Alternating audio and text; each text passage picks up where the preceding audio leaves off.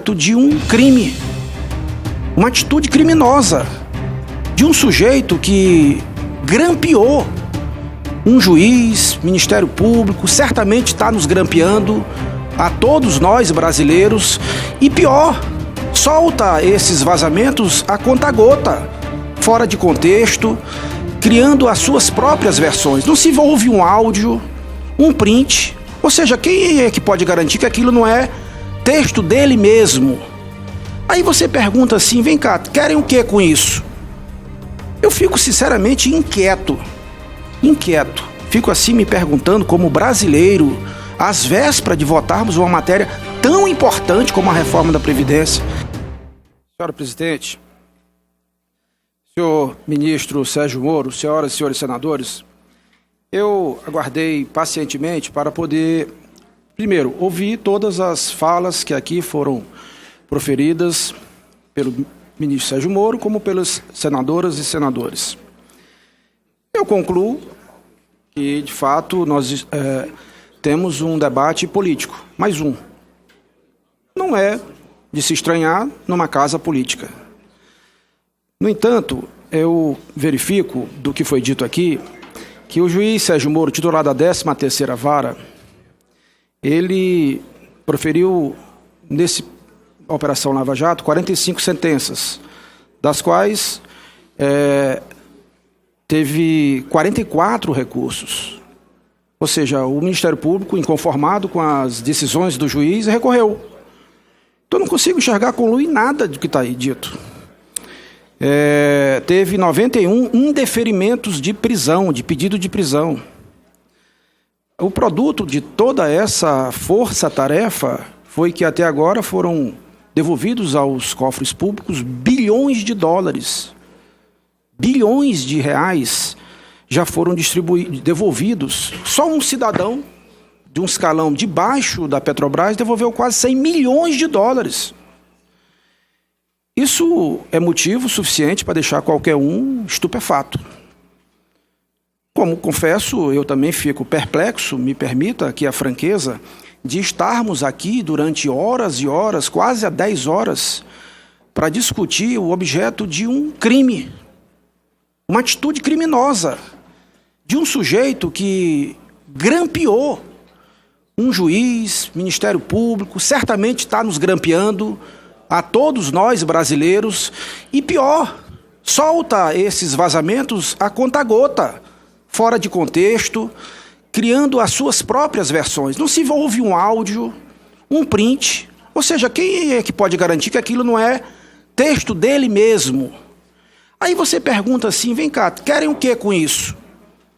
Eu fico sinceramente inquieto.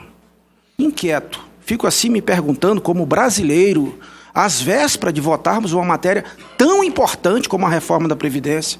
E é curioso que durante o governo Temer, exatamente às vésperas de votar a reforma da Previdência, veio de novo grampo, vazamento. Parece assim uma conspiração para não se votar a reforma da Previdência. Uma matéria tão necessária, não é importante só, é necessária para o país. Então, quando eu ouço falar assim, força-tarefa, é força-tarefa. Ou seja, como é que um juiz não conversa com o procurador? Como é que a polícia não conversa com ele? Ou então não é força-tarefa. Veja, se o juiz Sérgio Moro, ele proferiu tantas sentenças, 45 sentenças, ele como juiz, como qualquer outro juiz, não tem o direito de passar na frente de outras ações judiciais que estão lá.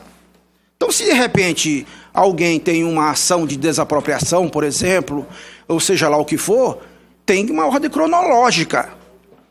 E por que ele teve tanta produção? Porque essa 13ª Vara se transformou numa vara especializada em relação ao caso da Lava Jato. Ou seja, não era uma vara qualquer. De tal modo que eu apenas faço essas observações para dizer que, como cidadão brasileiro, como senador da República, eu que me situo politicamente no centro, sou líder do partido aqui no Senado, um partido que dialoga muito mais com a racionalidade, dentro do ambiente político muito pantanoso, onde o país foi para os extremos, E aqui não se pode ter a pretensão de que a fala do ministro vai mudar a opinião de quem está no outro extremo. É evidente que quando o Brasil saiu do extremo e foi para o outro nas eleições passadas, e ao assumir um cargo neste governo, o ministro Sérgio Moro virou alvo. Isso é óbvio. Então não adianta ele falar aqui que ele não vai mudar a opinião de ninguém que está no outro extremo. Mas eu não estou em extremo nenhum. Se ele tivesse aqui, não tivesse demonstrado aqui o que demonstrou, eu estaria aqui lamentando a presença dele ainda no governo. Mas eu penso que ele sai daqui muito maior do que entrou. Vai sair muito maior do que entrou. Essa é a minha percepção. E eu concluo, senhora presidente, dizendo, apenas constatando para o ministro Sérgio Moro que era ontem de uma arena, de um campo, de um território que era do judiciário e que agora ele está conhecendo na pele a política real, o mundo selvagem da política, não é? O mundo selvagem da política.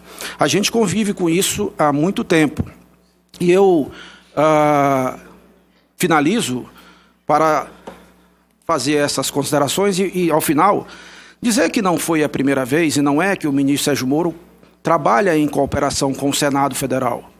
No início dos anos da década passada, o ministro teve uma atuação muito forte no caso Banestado, onde ele desbaratou uma quadrilha que assaltou mais de 30 bilhões de dólares. E em conjunto com o Senado, que teve a CPI do Banestado, aquela operação para desbaratear aquela quadrilha foi muito bem sucedida.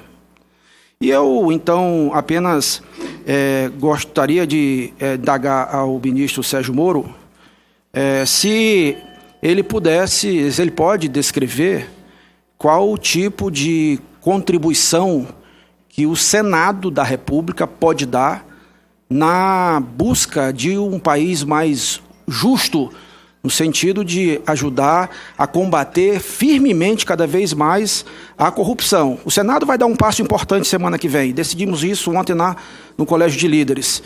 Mas é importante que a gente tenha essa compreensão. Do mais, eu quero dizer que, e digo para concluir, senhora presidente, aliás, eu vou deixar o ministro falar e, de seguida, eu peço a... Desculpe, senador, eu não sabia, e eu dei mais 2 minutos, que era o da réplica a Vossa Excelência, mas eu passo a palavra ao ministro e dou pelo menos mais um minuto para a conclusão. Eu peço desculpa, perfeito. Vossa Excelência, no princípio, falou que eu entendi que não iria fazer pergunta. Eu passo ao ministro e dou mais 1 minuto para Vossa Excelência. O erro foi meu de não ter indagado a Vossa Excelência. Sem problema. Senhor senador, eu, da mesma forma, agradeço as gentis palavras, né, e o voto de confiança em relação a isso. De certa maneira, eu de fato me sinto com alguma perplexidade, né, de ter que responder, vou dizer nessa casa, né, mas vivenciar desde a divulgação desses episódios, ter que ficar explicando o conteúdo de supostas mensagens que foram hackeadas criminosamente com o objetivo de obstaculizar investigações de corrupção e que sequer a autenticidade delas foi atestada por alguém de alguma maneira independente. Então, como esse site obteve isso? Tudo bem, não quer manter o segredo de fonte, mas o site diz que atestou a autenticidade disso. Então, como ele atestou a autenticidade disso? Como que ele fez a verificação? Que tipo de material que ele recebeu? Foi arquivo eletrônico? Foi em papel? Como é que ele, recebendo arquivo eletrônico em papel, ele verificou se aquele material que recebeu dos hackers criminosos é de fato autêntico? Então me causa muita surpresa, né, até porque houve episódios pretéritos de vazamentos de diálogos ou mensagens capturadas criminosamente. Eu não estou aqui falando de investigações formais em que houve eventuais vazamentos ou foi dado a isso publicidade, mas houve no passado casos esporádicos em que diálogos e mensagens foram capturados de maneira criminosa e foram publicizados, em que praticamente ninguém discutiu o mérito, ninguém quis discutir o mérito.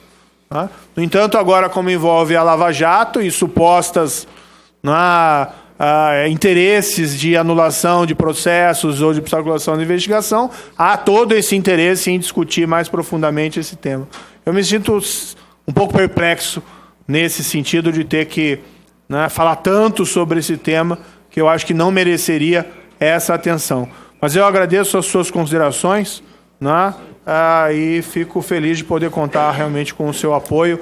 Eu acho que um dos passos importantes para que nós possamos avançar é a discussão do projeto anticrime, tanto na Câmara como aqui no Senado. Tudo bem, tem a discussão da Previdência, a gente entende a prioridade da Previdência, né? Eu acho que é um tema realmente fundamental, porque nós precisamos deixar as regras mais iguais, e, por outro lado, nós temos um problema de crise fiscal, mas nós temos que passar a discutir também outros temas, e entre eles eu acho que o projeto anticrime tem medidas importantes para o aprimoramento da nossa legislação. Semana passada ainda editamos uma medida provisória, essa semana, com o presidente Bolsonaro, também uma medida provisória importante, que acelera a venda de bens sequestrados do tráfico de drogas. O tráfico de drogas gera muito dinheiro, todos nós sabemos disso. Existem bons processos, levam a grandes apreensões, não só de drogas, mas de bens vinculados ao tráfico de drogas. E relativamente a esses bens imóveis, em geral, nós os negligenciamos. Vemos pátios, veículos enferrujando, às vezes embarcações, às vezes aviões, tudo se perdendo, nós poderíamos utilizar isso de uma maneira melhor. Uma das propostas da medida provisória é exatamente acelerar esse procedimento de venda. Então, acho assim, a gente tem que olhar para o presente e olhar para o futuro para que nós possamos construir soluções, né, legais para essas questões prementes que envolvem a segurança pública e a justiça. Beto. Oi, em um minuto apenas eu vou dizer o seguinte. Se fala muito nessa debate aqui, entre a conversa de juiz com promotor. Eu não sou advogado, mas eu entendo que se a premissa fosse verdadeira de que o promotor não pode conversar com o juiz, o advogado também não pode conversar com o juiz. Não pode entregar memorial, não pode fazer nada. E olha que o advogado, diferente do promotor, ele não pode mudar de posição no curso de um julgamento, senão ele fere o código de ética da OAB. Já um promotor que oferece a denúncia, ele, se convencido do contrário, ele pode pedir absolvição do réu. Pode pedir absolvição do réu. De tal modo que é absolutamente natural isso. Até porque isso está expresso em lei também. É a própria lei que foi editada e sancionada pela presidenta Dilma, que é a Lei 2.850/13, onde fala de cooperação entre as entidades. De tal modo que eu estou muito confortável para fazer essas manifestações e volto a dizer, eu saio daqui hoje da CCJ muito mais confortável do que quando começou essa sessão em relação a esse caso. Agradeço. Com a palavra, senador Paulo Rocha. As palavras colocadas.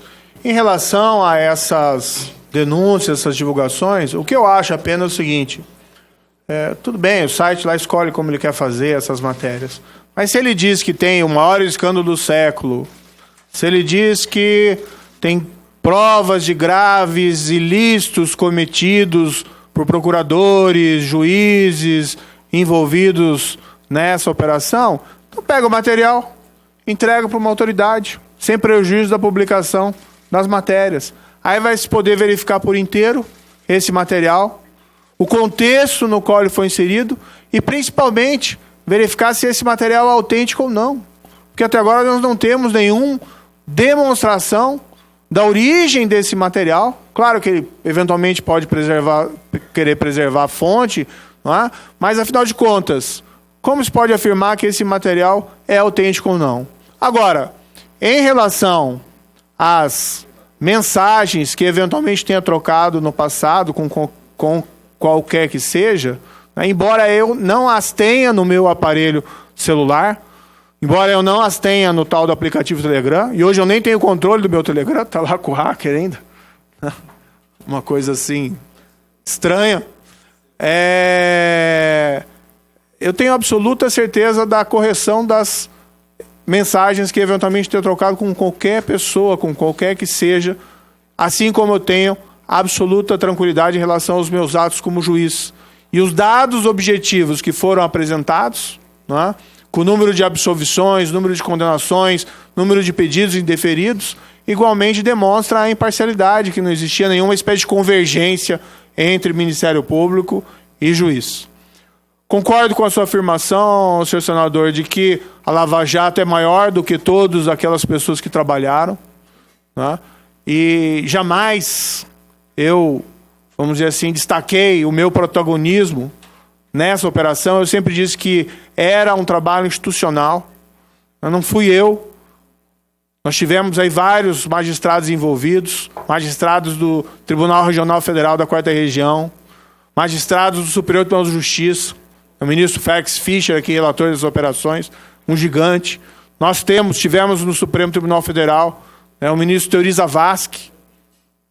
Nós temos agora o ministro Edson Fachin, sem falar de que a operação se espalhou. Né? Se espalhou por várias outras jurisdições, porque a corrupção realmente estava disseminada. Então é algo muito maior do que um ou outro personagem envolvido, um outro agente processual envolvido. Tanto assim que eu saí dela, né, pelas razões que já apontei, pela necessidade, por vislumbrar a possibilidade dentro do Executivo poder avançar no enfrentamento à corrupção, também contra o crime organizado e contra o crime violento, e a Lava Jato continuou na mão de outros juízes. Aqueles que imaginavam, sem mim, na 13ª vara, aquilo não ia acontecer, continuou. E houve condenações criminais, operações relevantes desde então, e ela prossegue. Eu acho que é contra esse prosseguimento especial que esses ataques hackers estão direcionados. Relativamente à investigação, são duas questões. A investigação é sigilosa, então não se pode informar fatos relativos a essa investigação, sob risco aí de ineficácia. E 2, eu como ministro da Justiça, eu não tenho o papel de, vamos dizer assim, atuar nessas investigações diretamente. O meu papel é mais estrutural. Então, o que foi repassado para a Polícia Federal, quando eu fui vítima, eu informei, meu celular foi hackeado, ou sofreu uma tentativa... Não, ele foi clonado. Houve uma tentativa de invasão do dispositivo, eu repassei a informação, disponibilizei o meu celular foi entregue para a perícia e está sendo examinado. Mas não só o meu, das pessoas também que tiveram atacados, o fato foi comunicado e existem as investigações em andamento. A minha percepção, com base naqueles fatos que já mencionei, é que é um grupo criminoso organizado, não é? Cujo objetivo é obstaculizar o prosseguimento das investigações da Operação Lava Jato. Senador. Senhora presidente,